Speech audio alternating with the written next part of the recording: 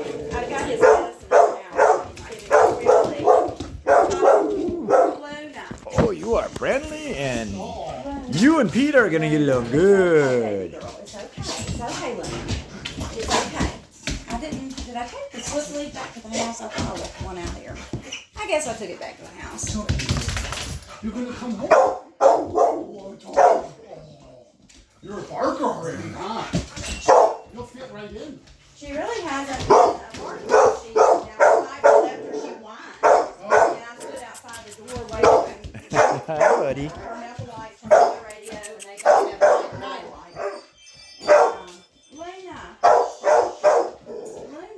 Luna, you settle down. You settle down. You settle down.